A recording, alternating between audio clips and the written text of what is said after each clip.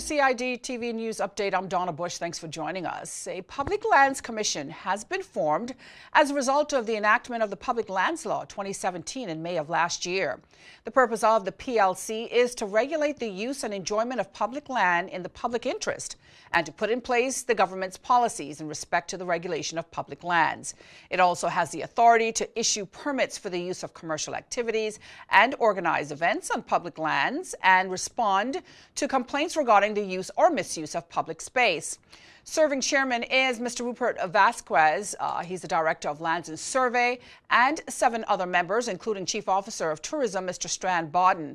Now, Minister for Lands, the Honourable Juliana O'Connor-Connolly, remarked one of the government's priorities is to ensure that our people benefit from a healthy environment, which means we would want to continue to ensure that beach access is maintained and managed to the benefit of locals and visitors alike.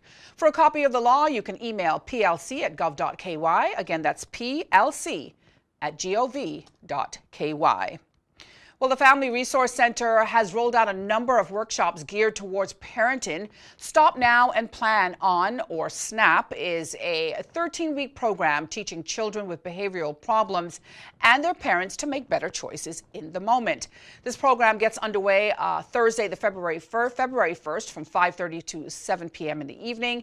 If you'd like to be a part of the many parenting programs available at the FRC, you're encouraged to give them a call at 949-0006. That's 949-0006. Well, the Minister of Finance, the Honourable Roy McTaggart, offered special remarks to the 149 volunteers and guests in attendance at the 14th Annual Cayman Islands Red Cross Volunteer Appreciation event recently. The work of volunteers in our community is very important, said Minister McTaggart. During the evacuation of South Sound last year, the Red Cross volunteers were able to get the shelter open in 25 minutes. That is amazing, he exclaimed. Red Cross Director John Diobi, in a press statement, says it has become an annual event aimed at highlighting the accomplishments of the organization through its volunteers over the course of the year and setting the tone for the year ahead. Many awards were given out to volunteers, including long service pins to Mr. Peter Milburn, Mrs. Myrtle Thomas, Mr. Oswald Thomas, and Mrs. Janalee Clifford, for over 30 years of service to the organization. We say congratulations to all of the volunteers who give of their time to our community. And the work of 5 Caymanian artists is now part of the National Art Collection at the National Gallery, thanks to the Ministry of Culture. Each piece is by a significant Caymanian artist, namely Horatio Esteban, Ray Banker, Al Ebanks, Aston Ebanks, and Brandon Saunders, all working in a contemporary context. Minister for Culture, the Honourable Dwayne Seymour, said, as a Minister for Culture, I am delighted that we have been able to help acquire these important pieces for the National Art Collection.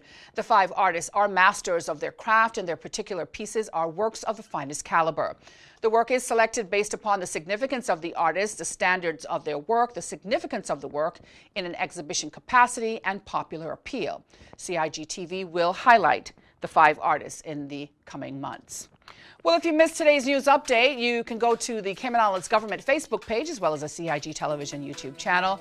For now, I'm Donna Bush, as always, thanking you for joining us, wishing you a wonderful and, of course, a very safe evening, hoping you'll join us here again tomorrow. But until then, bye-bye for now.